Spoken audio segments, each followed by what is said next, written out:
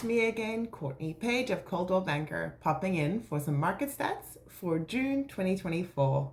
First and foremost, a big happy Canada Day to everyone. I hope it was a lovely day filled with festivities, family, fun times, all the F's, I guess, except for some.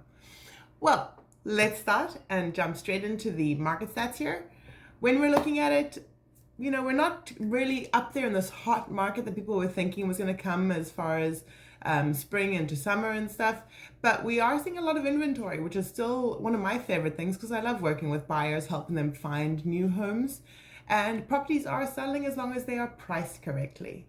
When we look at the average price of a single family home in Greater Victoria, we are looking at a price of about 1.271 million.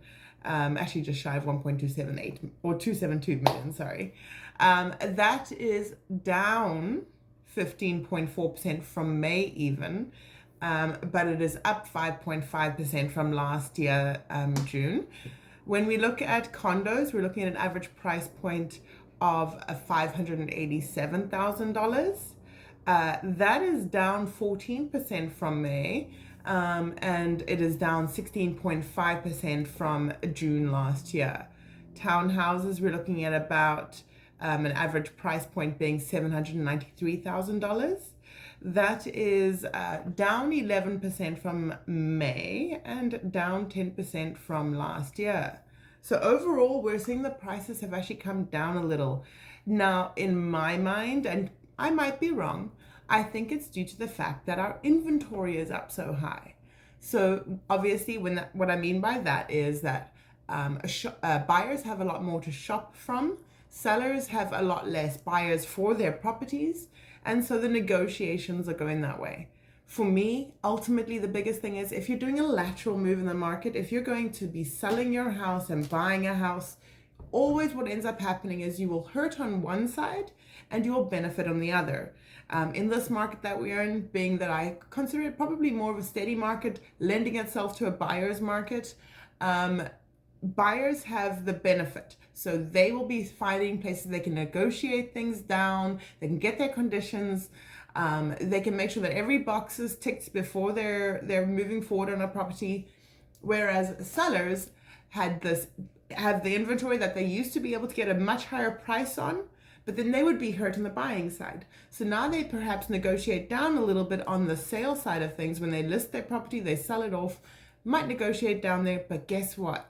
They get to negotiate on the buying side, which is why I think that this market is such a great one to be in because, firstly, if I'm going to be selling my property as much as I know that I'm going to be potentially selling it for a little bit less, I'm so glad that I have the ability to go into property and go and negotiate the price down to something I'm happy with spending, but I'm also able to do all of those due diligences and find out if there's anything I need to be concerned about, find out everything there is to know basically about my property that I'm purchasing, which in that crazy hot sellers market where places were going over asking, unconditional, all the scary things that come with that, no inspections, those were much more daunting times, I think, for any buyer. So yes, it might be negotiating down a little bit in the price, but you know that you'll be benefiting when you purchase. So that's my biggest thing here.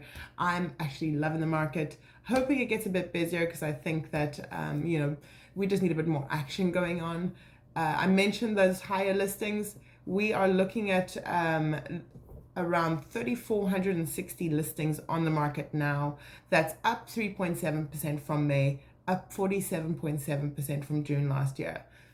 So if you hear the numbers, it all makes sense. Anywho, I hope you enjoy this lovely July. I'm looking forward to much more sunshine, happiness, family, and fun times. But have a good one, and let me know if you have any questions. Would always love to hear from you. Bye.